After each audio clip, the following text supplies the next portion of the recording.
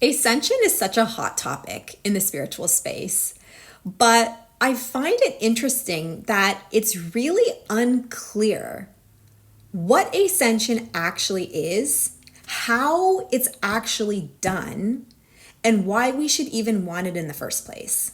The desire for ascension comes from the idea that once we ascend, we'll live inside of a world that's more peaceful and more prosperous, with a greater sense of hope and meaning inside of our existence. And that feels like something that we should really want because it feels really good to believe that that's possible. And so we decide that ascension is the goal.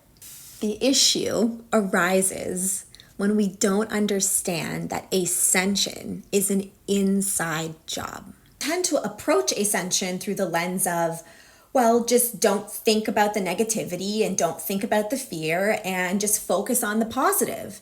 And when you can do that, you vibrate at a higher frequency and you ascend. But when you look more closely at that way of operating, you see that just thinking positively doesn't change how you feel underneath it. If there's a part of you that feels unlovable or guilty or ashamed or afraid of something inside of you coming to light, denying that those things exist doesn't change them. What you're actually doing is rejecting those parts of you and creating a further divide inside of you. Ascension is about acknowledging and feeling everything that's there. Fear doesn't lower your vibration. Feeling fear doesn't lower your vibration. Shaming yourself for feeling fear and not allowing your experience of you to be okay does. Allowing and accepting you and your experience of you, even if it's not a positive one, is love. Essentially, ascension is change. Changing how you see you and changing how you operate and feel inside of you in your life. And if you're used to disallowing you and your experience of you to be okay, then ascension would be the opposite. It would be unconditionally allowing you, unconditionally accepting you, and unconditionally loving you without anything needed more than that.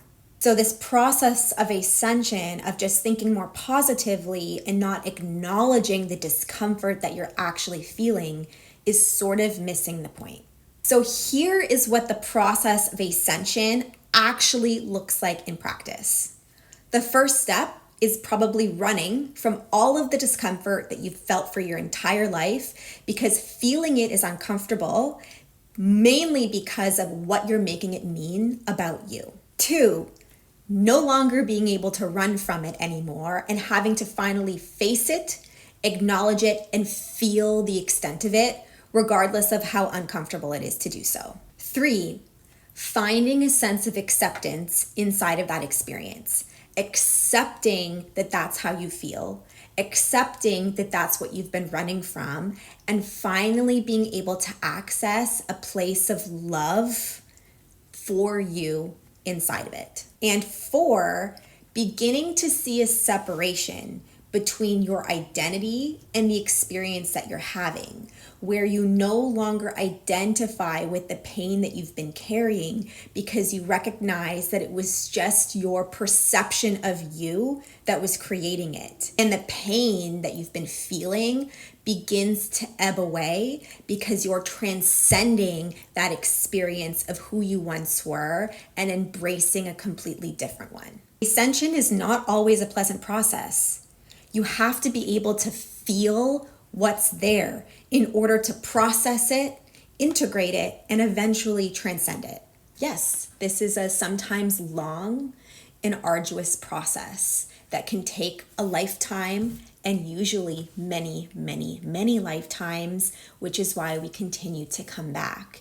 And ultimately, the purpose of reincarnation on this planet is the process of transcending your previous perception of who you are so that you can embrace a more loving one in the process. Ascension is about shifting how you see you, not by seeing you in a more positive light, but by seeing you just as you are and allowing that to be enough. You can only avoid the truth of what's there for so long, but denying its existence or trying to circumvent it is only further fracturing the pieces of who you are and pushing away the very thing that you want most, which is to feel unconditional love for you and being able to share it with those around you. When you can fully recognize and own the true value that you bring, which is the essence of you and nothing more.